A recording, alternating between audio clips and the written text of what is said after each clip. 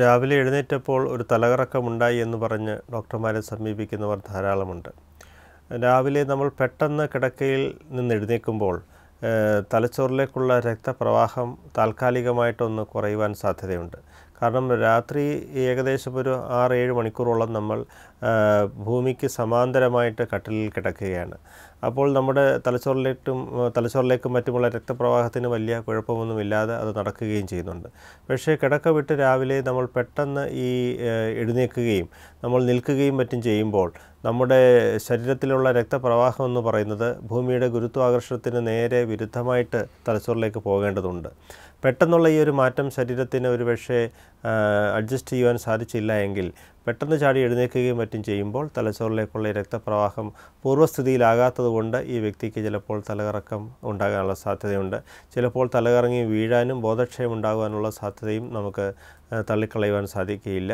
അതുകൊണ്ട് രാവിലെ എഴുന്നേൽക്കുമ്പോൾ അല്പനേരമെങ്കിലും ഏകദേശം ഒരു മിനിറ്റ് അല്ലെങ്കിൽ ഒരു 1.5 മിനിറ്റോളം കിടക്കയിൽ ഇരുന്ന് നമ്മുടെ ബാലൻസ് ഉറപ്പിച്ചതിന് ശേഷം മാത്രമേ നമ്മൾ എഴുന്നേറ്റ് നടക്കാൻ ശ്രമിക്കാവൂ. പ്രത്യേകിച്ചും ഇത് ശ്രദ്ധിക്കേണ്ടത് പ്രായമേറിയവരും വയോജനങ്ങളും മറ്റുമാണ്. ഇങ്ങനെയുള്ളവർക്ക് പെട്ടെന്ന് തന്നെ എഴുന്നേൽക്കുമ്പോൾ ഈ തലച്ചോറിലേക്കുള്ള രക്തപ്രവാഹം പൂർവ്വസ്ഥിതിയിലാക്കാനുള്ള ആ ശരീരത്തിൻ്റെ ആ ഒരു ക്ഷമത കുറയുന്നത് മൂലം അവർക്ക് തലകറക്കവും മറ്റും ഉണ്ടാകാനുള്ള സാധ്യതയുണ്ട്. പ്രായമുള്ളവർ പ്രത്യേകിച്ചും ശ്രദ്ധിക്കേണ്ടത് രാവിലെ എഴുന്നേറ്റ് കഴിഞ്ഞാൽ 1-2 മിനിറ്റോളം കട്ടിലിരിക്കുക. അവരുടെ കൈപ്പത്തിയും മറ്റും പലതവണ മുഷ്ടി ചുരുട്ടി പലതവണ ഒരു എക്സസൈസ് പോലെ ലഘുവ്യായാമങ്ങൾ ചെയ്യുക. കാൽപാദങ്ങൾ ഉയർത്തുകയും താഴ്ത്തുകയും മറ്റും ചെയ്ത് ലഘുവ്യായാമങ്ങൾ ചെയ്യുക. കഴുത്ത് ഇരുവശങ്ങളിലേക്കും മറ്റും വളരെ സാവധാനം ചലിപ്പിച്ച് ചെറിയ വ്യായാമങ്ങൾ ചെയ്യുക. അതിനുശേഷം അവർ സാവധാനം എഴുന്നേറ്റ് നടക്കുന്നതായിരിക്കും നല്ലത്.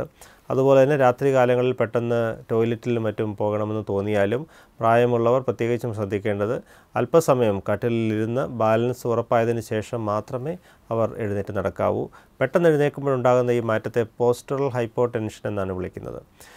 മറ്റു ചില ആൾക്കാർ, ഉദാഹരണത്തിന് പ്രമേഹമുള്ള വ്യക്തികൾ അല്ലെങ്കിൽ രക്താതിമർദ്ദത്തിനുള്ള മരുന്നുകൾ കഴിക്കുന്നവർ തുടങ്ങിയവർക്കും ഈ പോസ്റ്ററൽ ഹൈപ്പോടെൻഷൻ ഉണ്ടാകാനുള്ള സാധ്യതയുണ്ട്.